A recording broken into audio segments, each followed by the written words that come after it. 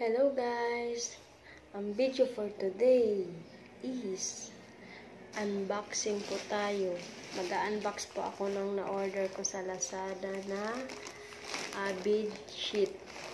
Sa halagang 305 lang po ito guys. Titingnan natin kung maganda po ba yung tela niya. At saka ito na-order ko. Wala na po akong binabayaran na shipping fee kasi nakalibre na po ako. So, ito na. Bubuksan na natin.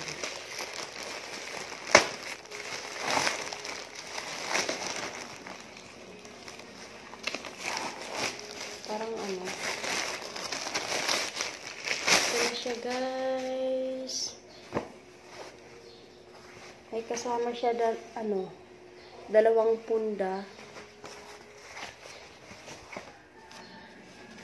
Kaya lang hindi siya ganun kaganda yung yung tela. Parang mainit. Hindi siya ganun kalambot. Malaki yung punda niya, guys. Ayan. Baliktad lang kasi yung pagkaano. Yung kulay.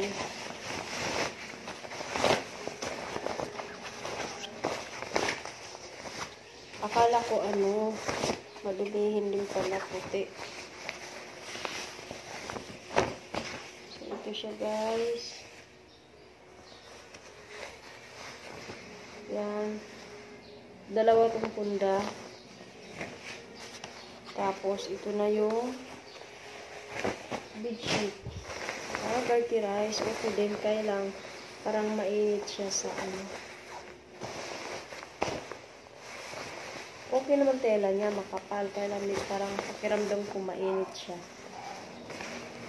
Diba? Ito-try ko ito guys. So, let's go. At ito na nga guys, tatanggalin na natin. Tinan nyo, tinanggal ko na umpisa. Tanggalin na po natin yung ititesting po natin kung sukat po ba sila dyan. Ito na guys.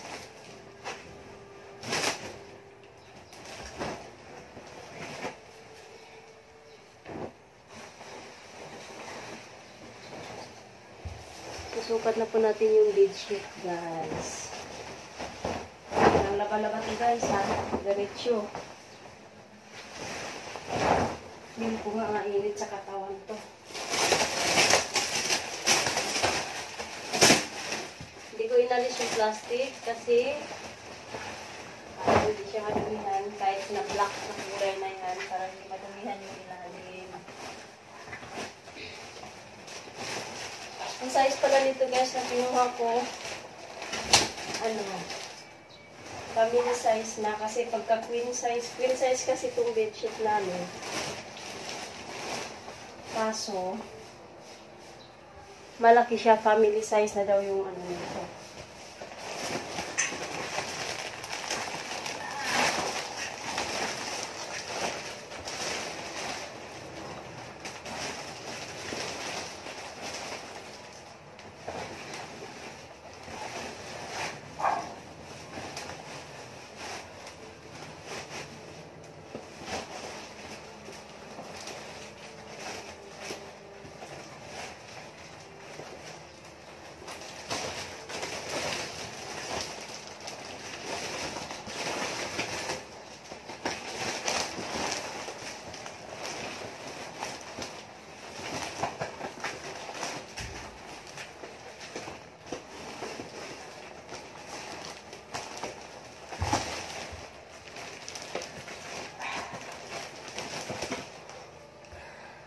Di ba ako tapos guys? Update ko kayo ha.